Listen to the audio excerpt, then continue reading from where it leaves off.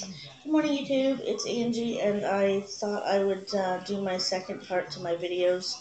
I did part 1 and 2 yesterday for the nurse visit. As if you've watched my previous video, I went to the bariatric clinic on the 28th of January to see the nurse, the dietitian, and the therapist. I did the nurse visit first because that's who I saw first, and then I saw the dietitian and then the therapist last. But there's so much information with each that I thought I'd do this in pieces because there's no way I can do all of them at the same time and give you the information. My goal here is to give you as much information as I can about what I'm going through to do this surgery, because when I was thinking about the surgery, and I thought about it for at least 2 years, I wasn't able to get the information about some things. People were pretty general with their vlogs, and the bariatric actual sites where you hear from a doctor. It was general information that you learn from the information session when you go to do the gastric sleeve or the bypass. There is an information session that is mandatory, and they give you general information. Like, they tell you about the surgery, about how your life is going to change, and about how you need to be mindful when you eat, and you need to learn to change your relationship with food, because you can gain all the weight back, you can become unhealthy again. But the surgery, the gastric bypass and the sleeve, they're not reversible. So not only do you gain all that weight back, but you end up having to take twice as many pills, because if you get unhealthy again and have to go back on blood pressure medication and whatnot, you're still taking like a million multivitamins a day for the rest of your life because of the surgery, so that you don't become malnourished in certain places. You don't lose your hair, you don't lose your muscles, you don't get osteoporosis, etc. Which seems to be one of the main side effects of this surgery, is not being able to absorb the vitamins and minerals like you used to, because of how they do everything. So that brings me to the information that I got from the nutritionist.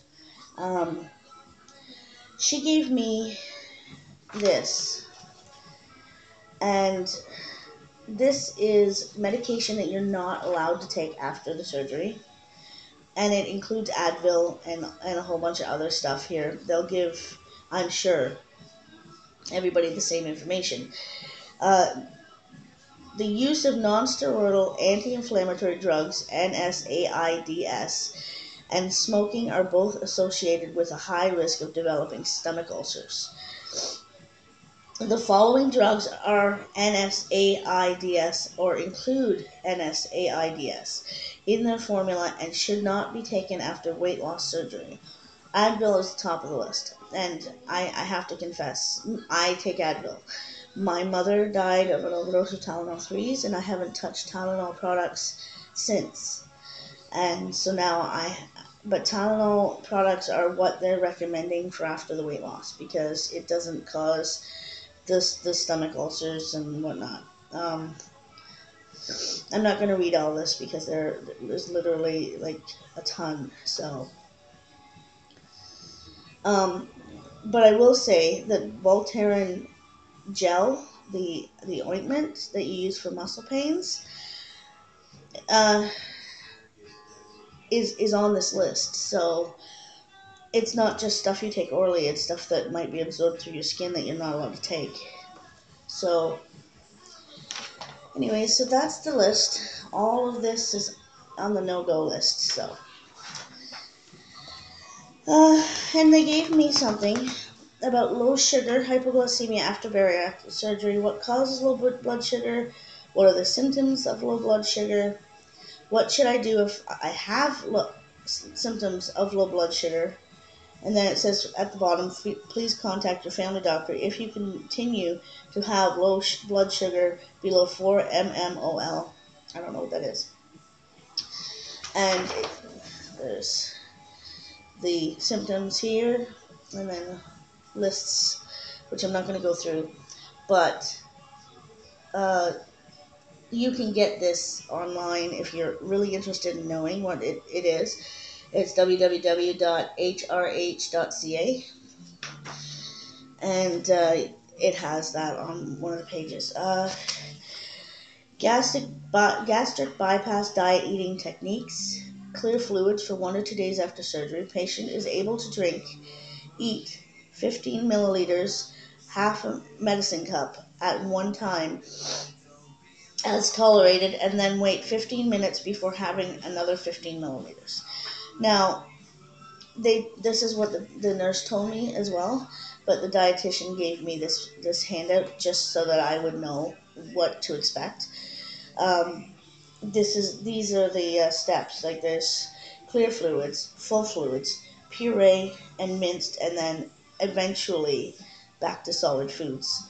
So if you're just learning about this stuff, you will be able to eat again normal foods, but there are certain things they ask you to stay away from, like stringy foods, greasy foods, acidic foods, anything carbonated. Drinking out of a straw will cause air in your pouch, and it will cause you to have gas, and it will hurt. Chewing gum also causes air in the stomach, and it can stretch your pouch out. So the dietitian did tell me that there will be some stretching, and some people do gain back a little bit of weight normally, but it's an extreme case if they gain it all back, and obviously that person is not doing what they're supposed to be doing. Now, after the 1 or 2 days, when you go home, you'll be on full fluids, which is jello, soups, stuff like that, and that will be on for 2 weeks. Pureed, everybody knows what pureed is. If you've had children, you know it's baby food consistency. 1 week you'll be on that, as your stomach can tolerate. Now, the dietitian said that if for any reason you get to a step that your pouch can't tolerate, go back to the previous step and stay there longer. So, the patient for the pureed is able to eat or drink 30 to 60 milliliters, 1 to 2 medicine cups at one time as tolerated, and then wait 15 minutes before having another 30 to 60 milliliters. So it's a very small baby step process. And then at the end here it says minced 1 week, and then you should bring a timer to the hospital.